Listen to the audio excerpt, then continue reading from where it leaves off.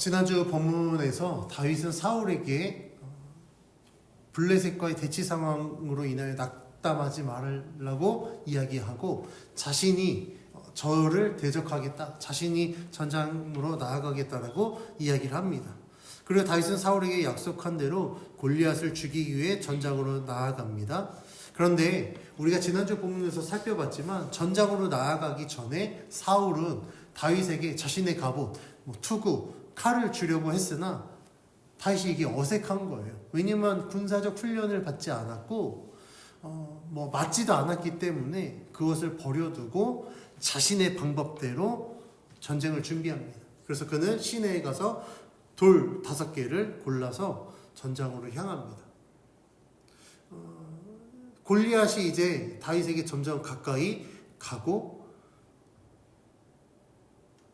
다윗을 보는 순간 이 골리앗은 2가지 이유 때문에 이 다윗을 업신여깁니다. 그 내용이 오늘 보면 42절에 기록되어 있는데 42절 다시 한번 봉독해 봅니다. 시작.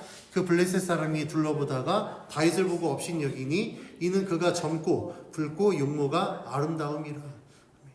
골리앗이 다윗을 보니까 이 2가지 이유 때문에 업신여긴 거예요. 먼저 다윗에 대해서 42절에서 뭐라고 기록하고 있습니까? 그가 젊고 붉고 용모가 아름다웠다. 골리앗이 다윗을 업신여긴 첫 번째 이유는요, 그가 젊었다는 거예요. 성경은 젊었다라고 이야기하지만 다윗이 어렸다라는 거예요. 야치, 이 어린애가 겁도 없이 이제 이런 마음이 골리앗에게 있었던 겁니다. 2번째 이유는 그가 붉고 용모가 아름다웠다 라는 건 무엇을 의미하냐면 지금으로 따지면 너무 도시 아이, 시골 아이였으면 막 이게 시골에서 검기 막 좀 타고 손도 좀 거칠고 그래야 얘가 좀 뭔가 했구나라는 걸 알겠는데 손도 너무 곱고 얼굴도 그게 뽀얗고 하얗고 얘 고생 하나도 안 한 애 같잖아요. 그 책상에서 좀 공부나 좀 하고 그냥 부모 품에서 우쭈쭈한 애 같지 뭐 어디 전투할 만한 제목으로 여겨지지 않았던 거예요. 그래서 골리앗이 다윗을 보고 아마 성경에는 나와 있지 않지만 콧방귀 꼈을 겁니다. 그래서 다윗을 보고 업신여긴 거예요. 어디 그 외모뿐이겠습니까? 골리앗이 다윗을 업신여길 수밖에 없었던 또 다른 이유가 있습니다. 왜냐하면 지금 전장에 온 거잖아요. 전장에 왔는데 다윗의 지금 몰골을 보니 갑옷도 없어, 투구도 없어, 칼도 없어, 손에 그냥 막대기랑 그걸 가지고 나온 거예요. 그래서 골리앗이 다윗에게 이렇게 얘기합니다. 43절 같이 봉독합니다. 시작. 블레셋 사람이 다윗에게 이르되 내가 나를 개로 여기고 막대기를 가지고 내게 나아왔느냐 하고 그의 신들의 이름으로 다윗을 저주하고. 골리앗이 뭐라고 이야기합니까? 너가 지금 나를 개로 여기냐? 왜 그렇게 이야기했냐면 지금 다윗이 갖고 있는 이 막대기는요, 그가 양을 칠 때, 다시 말하면 목동으로 일할 때 쓰는 막대기예요. 그럼 이 막대기의 용도는 무엇이냐면 일이나 늑대가 양을 공격할 때, 때로는 목동을 공격할 때 그를 때리는 용도로 사용했던 막대기입니다. 그 막대기를 지금 들고 왔으니 골리앗이 생각했을 때 얘가 지금 나를 일이나 늑대로 아나? 그래서 지금 이렇게 이야기해. 너가 지금 나를 개로 여기고 막대기를 가지고 왔어? 라고 이야기를 하는 겁니다.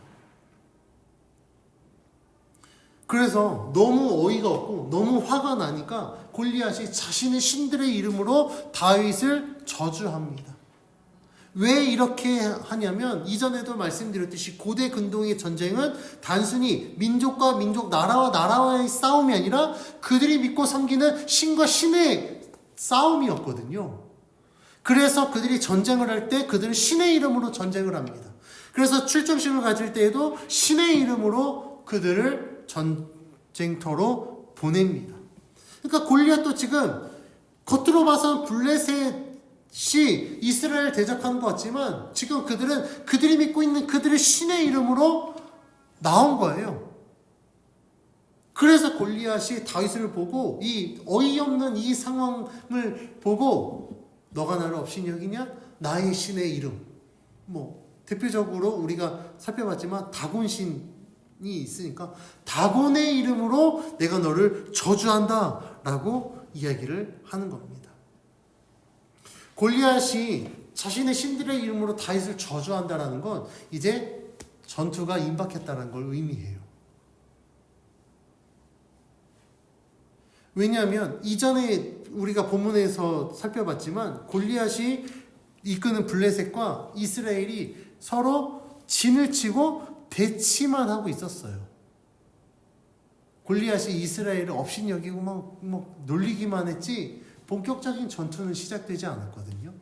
그런데 오늘 본문에서 골리앗이 이제 신의 이름으로 나아간다는 건 이제 탐색전 끝, 이제 본격적으로 전투 시작이라는 것을 의미합니다.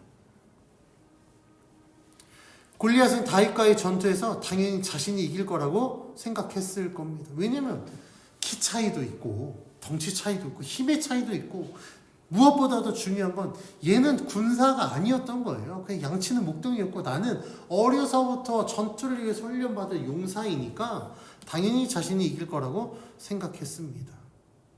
그래서 골리앗이 이렇게 이야기합니다. 44절 같이 봉독해 봅니다. 시작. 그 블레셋 사람이 또 다윗에게 이르되 내게로 오라. 내가 내 살을 공중의 새들과 들짐승들에게 주리라 하는지라.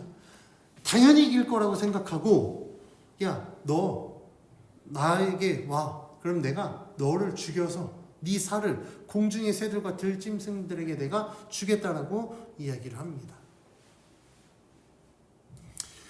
이 공중의 새들과 들짐승에게 주겠다라고 한 이야기는 이 고대 그 메소포타미아의 서사시로 알려진 길가메시 서사시의 내용을 보면 왜 이렇게 이야기했는지 알 수 있습니다. 이 길가메시 서사시는요, 그 수메르 남부의 도시국가인 우르크의 전설적인 왕 길가메시를 찬송하기 위해서 기록한 시거든요. 이 길가메시 서사시랑 이 성경의 이 내용들이 중복되는 내용들이 있어요. 그걸 통해서 역사학자, 고고학자들이 이 고대 근동의 문화들을 이해하는데 이 길가메시에게 그 서사시에 보면 삼나무 숲의 수호자인 후아와는 길가메시에게 그의 육체를 썩은 고기를 먹는 동물들과 맹금에게 주었다라고 말하고 있습니다. 그러니까 이걸 인용해서 전쟁에서 이기면 모욕을 주기 위해서, 그리고 전쟁에 이긴 자를 더 높이기 위해서 죽은 자를 매장하지 않고 들에다가 들짐승들에게 먹이로 주면서 이들에게는 치욕을 안겨주고 승자에게는 더 큰 영광을 얻게 하는 수단으로 사용되었습니다. 그러니까 골리앗이 지금 다윗에게 야, 너 전쟁에서 이기면 내가 너 그냥 두지 않겠어. 너를 정말 더 치욕스럽게 하기 위해서 내가 저 공중에 나는 새들과 들짐승들의 먹이로 너를 던지겠다라고 하면서 굉장한 모욕감을 주고 있습니다.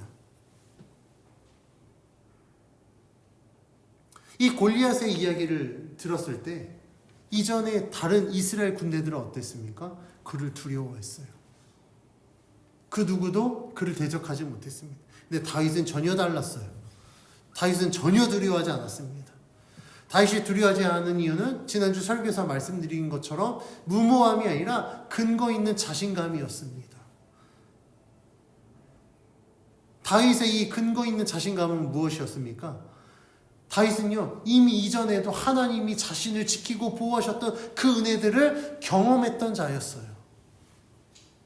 하나님이 함께 하시는 이미 경험했던 자였습니다. 그래서 다윗에게는요, 하나님을 향한 믿음의 담대함이 있었습니다.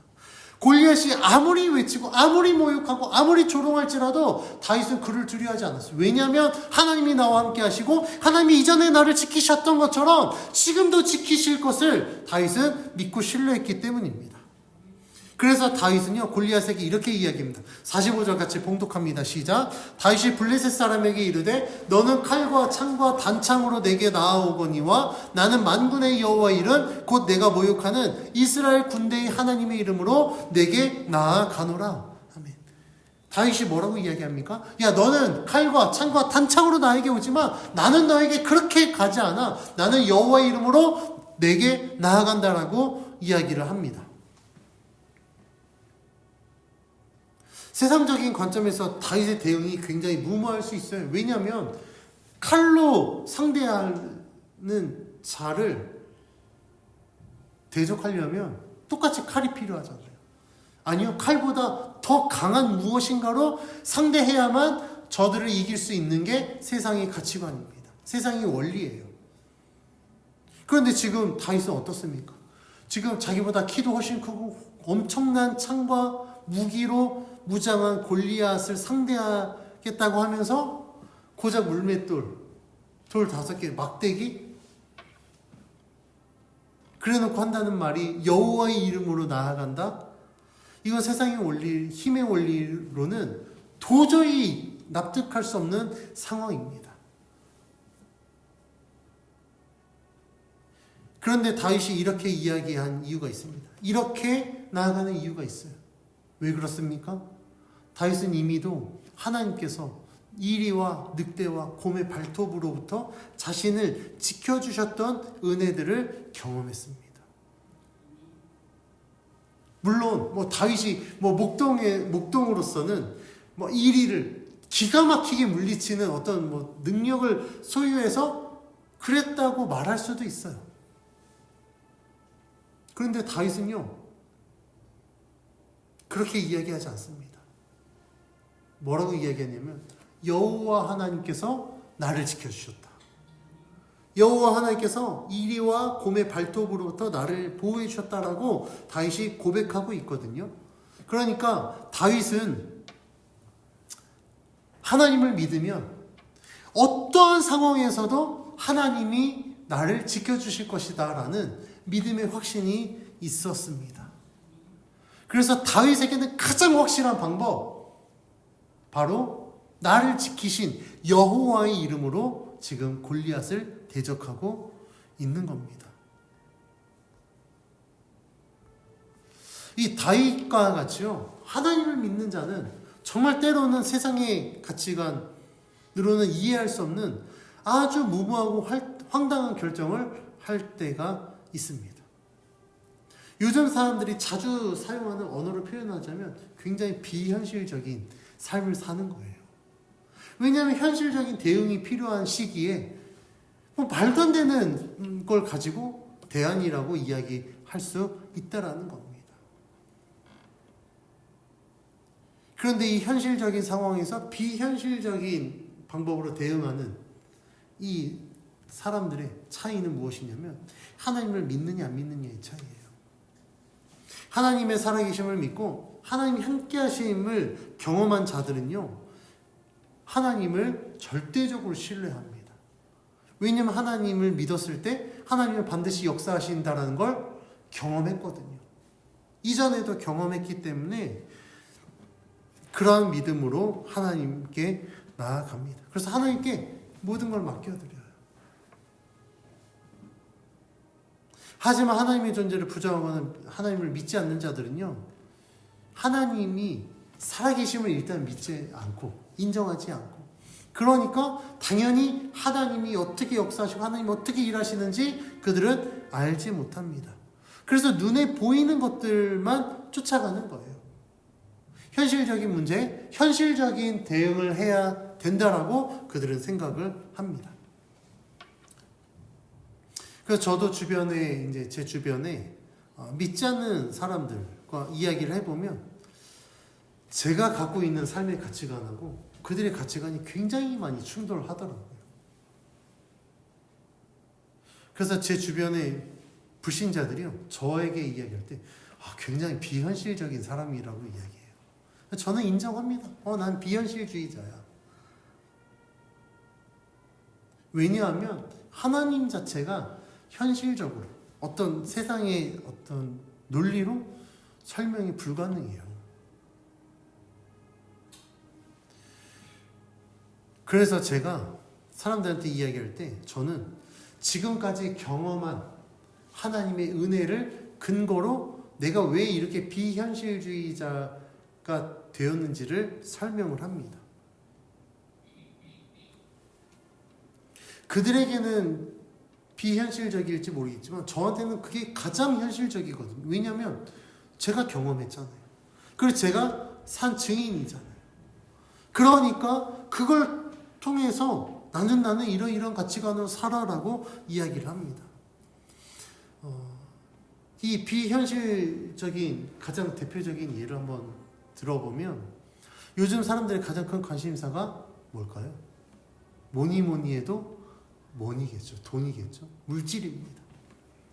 어른들은 노후를 위해서 물질이 필요하니까 물질 때문에 뭐 그렇게 아주 열심히 살고, 젊은 자들은요 자신들의 미래를 위해서 물질을 필요로 합니다.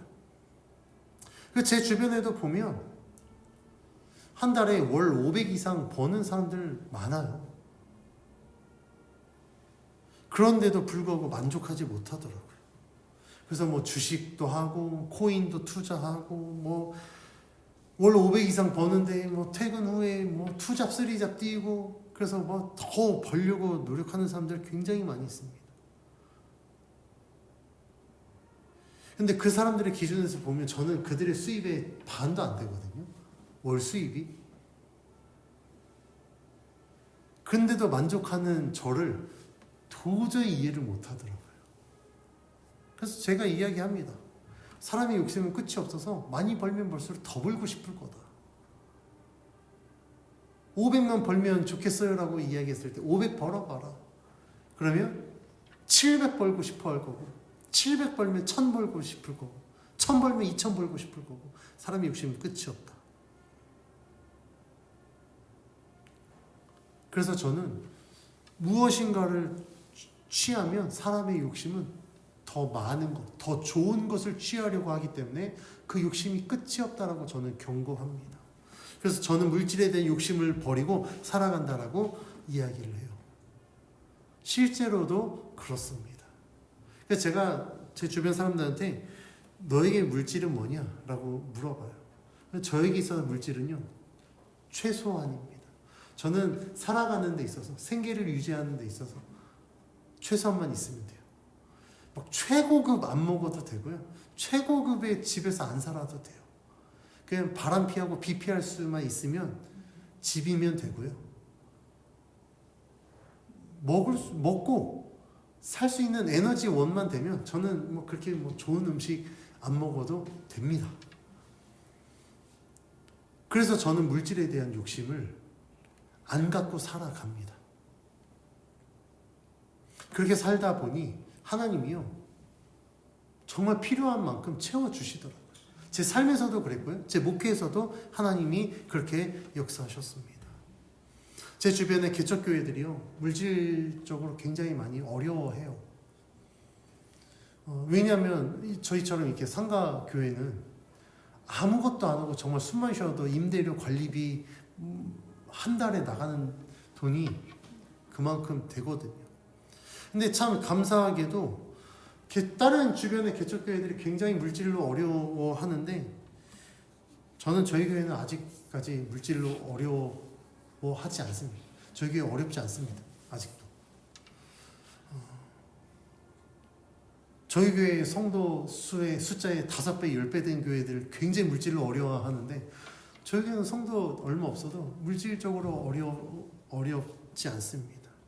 왜냐하면 제가 처음 개척할 때부터 하나님 앞에 서원했던 게 무엇이냐면 하나님은 반드시 필요한 것에 물질을 주신다.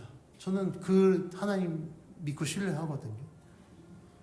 그러니까 우리 교회가 성도가 없고 처음에 성도 없이 개척했어요.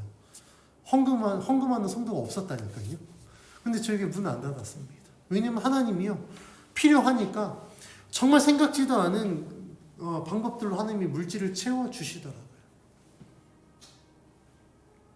그래서 저는 저의 삶 속에, 저의 목회 가운데 하나님이 그렇게 물질을 채우셨기 때문에 물질로 저는 고민하지 않습니다. 뭐 물질 모으려고 제가 노력하지 않아요. 그러니까 사람들이 봤을 때 얼마나 비현실적입니까? 근데 이 사람들이 저를 보고 놀라는 게 뭐냐면 굶어 죽지 않는다는 거예요.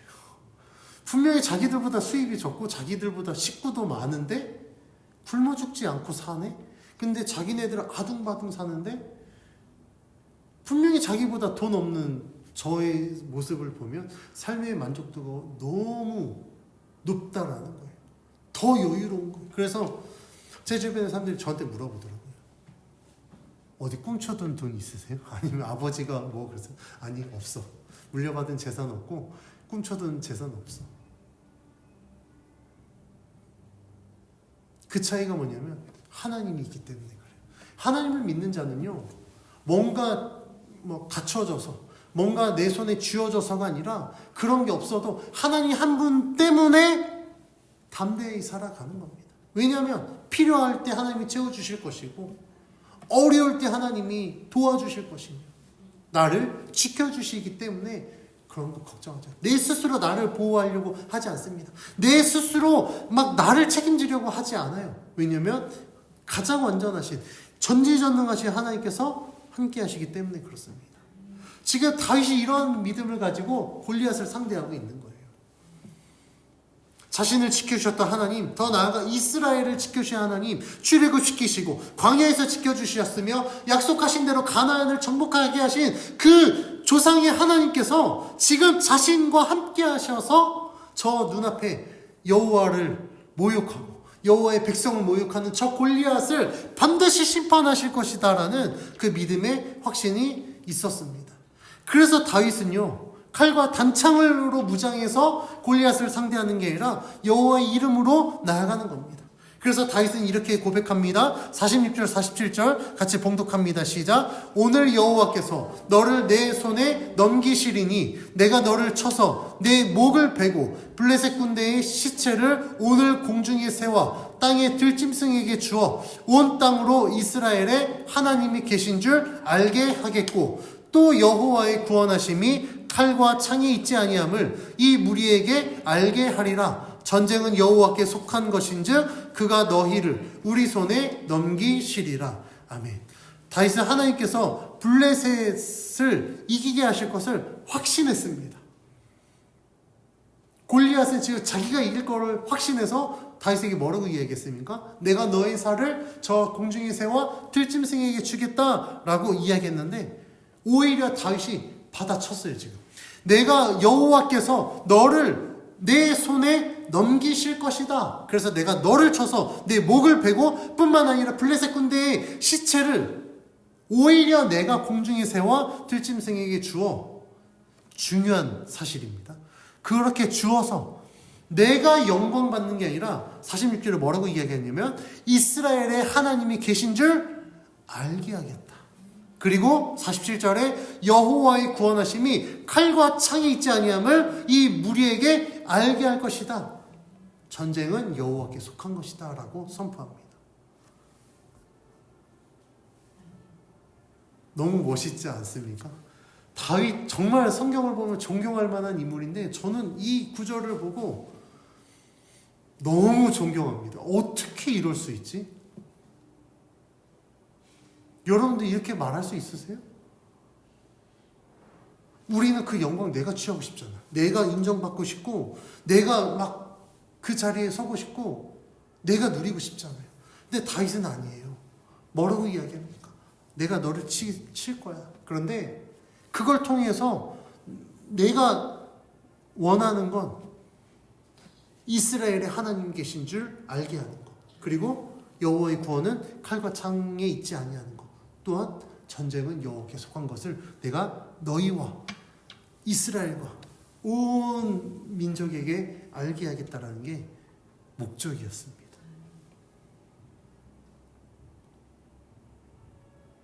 다윗에게 이번 블레셋과의 전쟁은요, 자신이 돋보이기 위함이 아니에요. 저 블레셋과의 전쟁에서 지면 지금 우리 집이 이제 블레셋에서 우리가 어려움 당하니까 그것 때문에 지키려고 한 것도 아닙니다. 다윗의 지금 블레셋과의 전쟁에서 골리앗을 상대하는 가장 큰 이유는 오직 하나님을 나타내기 위함이에요.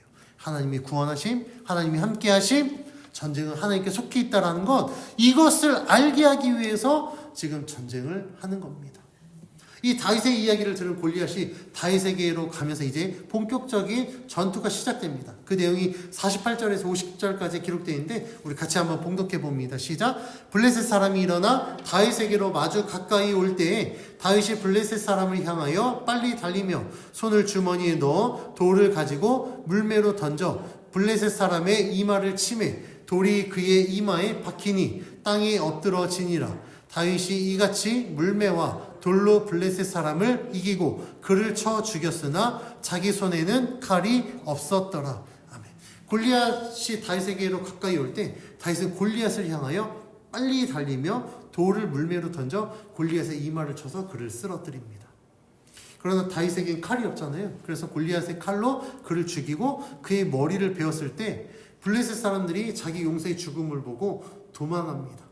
이때 이스라엘 군대가 막 일어나서 소리를 지르고 이제 막 블레셋 사람들을 쫓아가서 그들을 물리치고 그들의 진영을 노력하고 블레셋 전쟁이 이스라엘의 승리로 끝나게 됩니다. 다윗이 골리앗을 상대할 때 그 누구도 다윗이 이길 거라고 예상 못했습니다. 그런데 모두의 예상을 깨고 다윗이 승리할 수 있었던 이유는 그가 칼과 창이 아니라 여호와의 이름으로 나아갔기 때문이에요. 물론 혹자는 다윗의 물맷돌의 기술이 기가 막혀서 이겼다라고 할 수 있습니다. 그런데 그건 하나의 도구일 뿐이에요. 궁극적으로 이 전쟁을 이길 수 있었던 건 다윗이 물맷돌을 던져서가 아니라 다윗이 고백한 대로 여호와 하나님께서 함께 하셨기 때문입니다.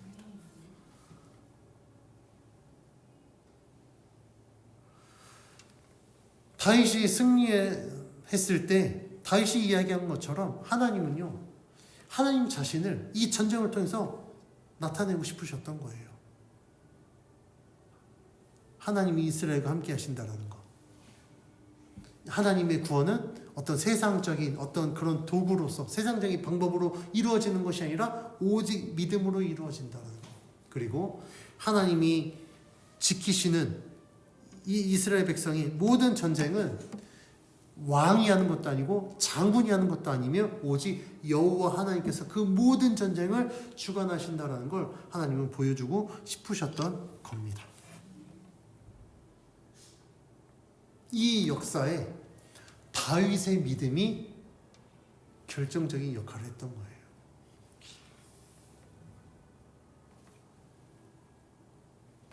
그래서 우리가 정말 하나님을 믿는 자라면 우리도 이러한 믿음을 가져야 됩니다. 너무나도 당연한 거예요. 그런데 이러한 믿음이 한순간에 생길까요? 그렇지 않습니다. 절대의 믿음은요, 한순간에 생기지 않아요. 근데 어떤 사람이 그럴 수 있어요. 어떤 사람은 어떤 순간에 회심하던데요. 그거는 회심이죠. 그게 엄청난 폭발적인 영향이 있을 수 있습니다. 그런데요, 그렇게 경험한 사람이요, 계속해서 말씀으로 정말 하나님께 기도하고 이게 다져지지 않으면요, 한순간에 무너져요. 전 그런 회심의 경험을 갖고 예수 믿는다고 했다가 다시 세상으로 돌아간 사람 너무나도 많이 봤어요. 심지어는요, 정말 죽다 살아났거든요. 하나님 나 살려주시면 내가 정말 평생 주님 믿겠습니다. 주님을 선신하겠습니다라고 고백했는데 살려놨더니 다시 세상으로 간 사람 저 너무 많이 봤습니다. 그러면 우리는 어떻게 이런 믿음을 가질 수 있을까? 다윗을 통해서 알 수 있어요. 자, 다윗이 어떻게 이 믿음을 가졌습니까?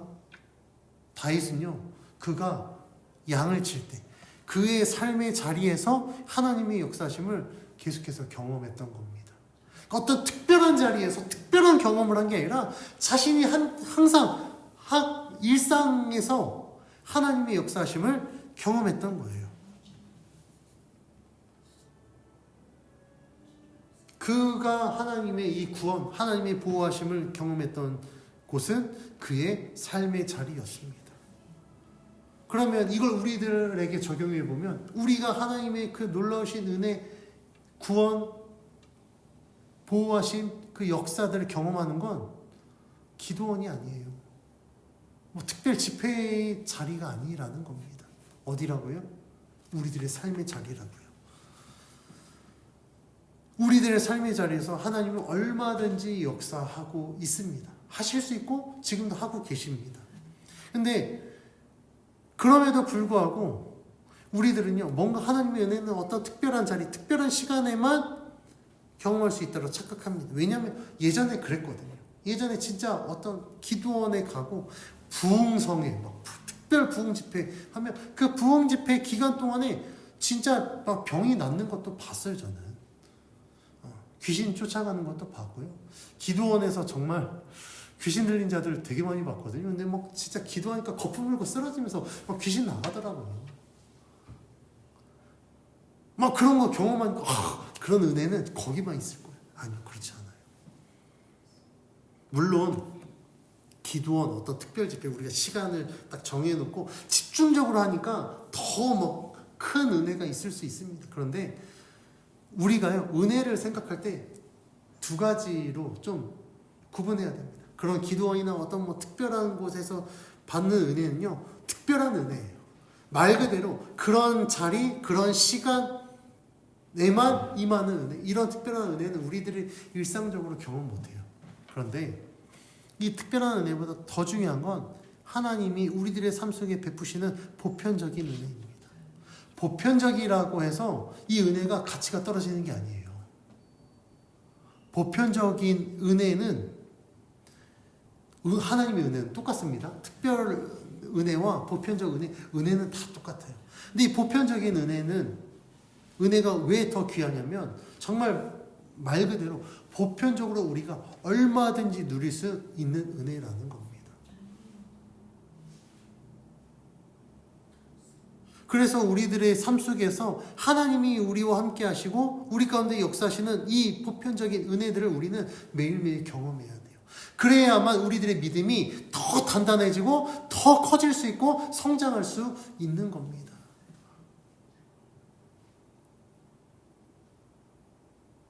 우리가 이렇게 하나님의 은혜를 경험해야만 우리는 믿음이 성장할 수 있습니다. 하나를 경험하면 둘, 셋을 맡기게 되고 둘, 셋을 맡겼더니 넷, 다섯을 경험하게 되고 그러다 보면 처음에는 하나밖에 못 맡겼던 믿음이요, 나중에는 자신의 삶의 3분의 1을 맡길 수도 있고 절반을 맡기고 3분의 2를 맡기고 막 그런 경험이 계속 쌓이면 나중에 삶의 전부를 하나님 앞에 맡겨드립니다. 그러면 하나님은요, 이렇게 맡겨드리는 자의 삶을 반드시 책임져 주십니다. 하나님은요, 우리들의 믿음을 절대 배신하지 않아요. 우리는 하나님을 배신할지 모르지만 하나님은 우리의 믿음을 절대 배신하지 않습니다. 그래서 저는 말씀드립니다. 믿음이 성장하고 정말 온전한 믿음을 가지려면 물론 말씀 열심히 공부해야 됩니다. 묵상하셔야 되고요. 읽으셔야 돼요. 기도도 열심히 해야 됩니다. 근데 그것만큼 중요한 건 그렇게 하면서 여러분들이 살아가는 삶의 자리에서 하나님의 은혜를 경험하셔야 돼요. 너무나도 당연하게 여기면 그게 은혜로 다가오지 않습니다. 근데 그걸 은혜로 하면 얼마나 감사한지 몰라요.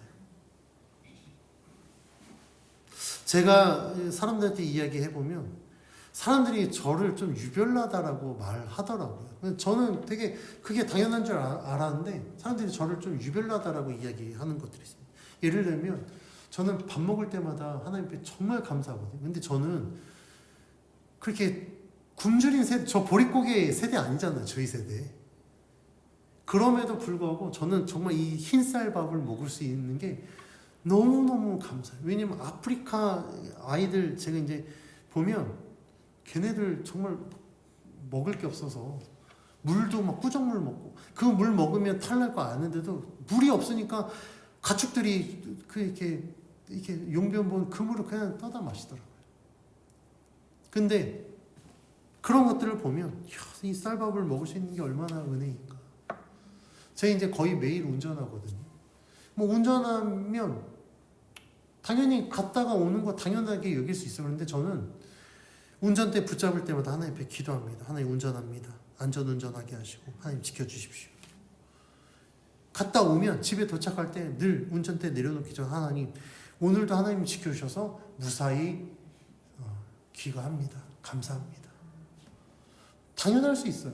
근데 저는 그 당연한 것들이 은혜이다 보니 제가 하루에 경험하는 은혜가 얼마나 많습니까? 하루 삼시세끼 밥 먹는 거 벌써 3개죠.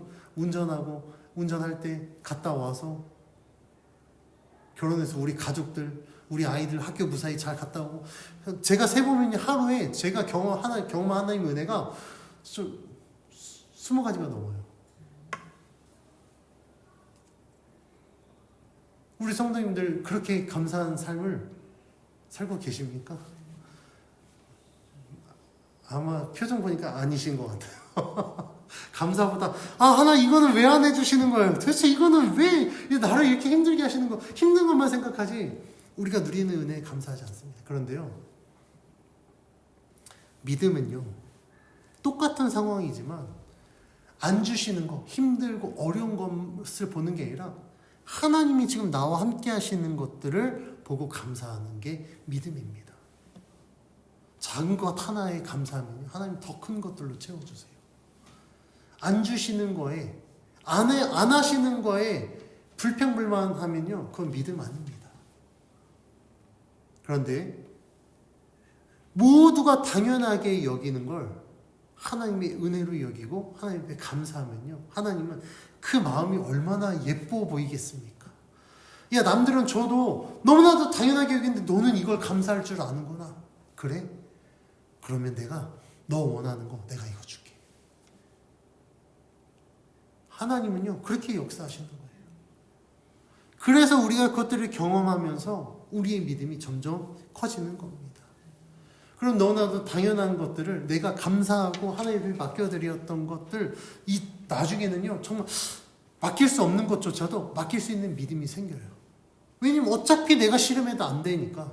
그러면 하나님이 이전에 내 삶 속에서 역사하셔서 계속해서 해결해 주셨던 그 하나님 앞에 내가 맡겨드리면 하나님의 방법으로 해주실 것을 알기 때문에 맡겨드립니다. 그러면 오늘 다윗이 골리앗을 상대해서 아무도 예상하지 못했지만 그 예상을 깨고 골리앗을 이긴 것처럼 우리가 전혀 예상하지 못한 상황 가운데 하나님이 역사하셔서 그것들을 해결해 주시고 얻게 하시고 우리들의 모든 것들을 채워주실 것입니다. 우리가 온전한 믿음을 갖기 위해서 지식만으로는 부족합니다. 아무리 성경 공부 많이 하고 신학적 지식이 풍부하다고 해서 믿음이 있는 게 아니에요. 지식보다 더 중요한 건 내가 직접 하나님을 경험해야 됩니다. 하나님을 경험해야만 우리는 온전한 믿음을 가질 수 있습니다. 이렇게 하나님의 역사하심을 경험한 자들은요, 온전한 믿음으로 하나님을 신뢰합니다. 왜냐하면 하나님이 지금까지 그렇게 역사하신 걸 알기 때문에 나의 앞으로의 삶도 하나님이 함께 하실 것이다 라는 믿음의 확신이 있어서 하나님 앞에 맡겨드립니다. 그래서 사람들이 기독교를 이야기할 때 기독교는 체험의 종교야 라고 이야기를 하는 거예요. 그러니까 성경적 지식에 더해서 우리가 하나님을 직접 경험했을 때 우리는 이 확신을 가지고 하나님을 믿어드리는 겁니다.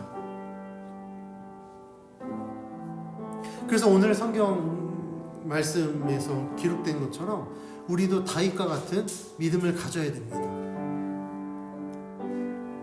온전한 믿음으로 하나님과 함께하는 삶을 살기를 원한다면 우리는 반드시 하나님의 은혜를 경험해야 됩니다. 하나님의 은혜를 경험하지 않으면 절대 하나님을 믿어드릴 수 없습니다. 하나님의 은혜는 특별한 시간이 아니라 우리가 일상에서 살아가고 있는 우리들의 삶의 자리에서 경험할 수 있습니다. 이러한 은혜를 경험하는 우리들의 삶을 통하여서 우리는 더 하나님을 신뢰하게 되고 다윗과 같은 온전한 믿음을 가질 수 있습니다. 이런 온전한 믿음이 있으면요, 남들은 다 두려워하는 상황에서도 우리는 하나님을 신뢰함으로 그 상황을 극복할 수 있습니다. 이겨낼 수 있습니다. 다윗이 칼과 창이 아닌 여호와 이름으로 나아갔더니 하나님이 골리앗을 이기게 하신 것처럼 우리도 여호와의 이름으로 우리들의 삶을 살아갈 때 하나님은 우리를 승리하게 하실 줄 믿습니다. 그러한 삶 가운데 하나님이 역사하셔서 하나님의 살아계심을 증거하고 하나님의 구원이 세상의 것에 있지 아니하고 하나님을 향한 온전한 믿음을 통해서 이루어진다라는 것을 우리들에게 보여주십니다. 하나님은요, 우리들의 믿음을 통해서 은혜를 부어주시고 하나님의 살아계심을 보여주시며 놀라우신 하나님의 구원을 경험하게 하십니다. 하나님은 이 일들을 위해서 우리를 구원해 주셨기 때문에 우리가 그것들을 직접 경험하고 그 경험을 통하여서 하나님의 살아계심을 증거할 수 있는 온전한 그리스도인으로 살아가야 됩니다. 우리 성도님들도 한번 생각해 보십시오.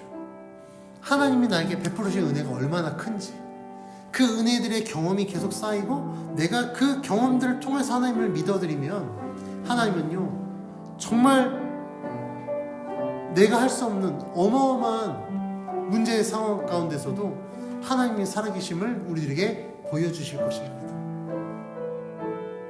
두려워하지 말고 하나님께 맡겨드리십시오.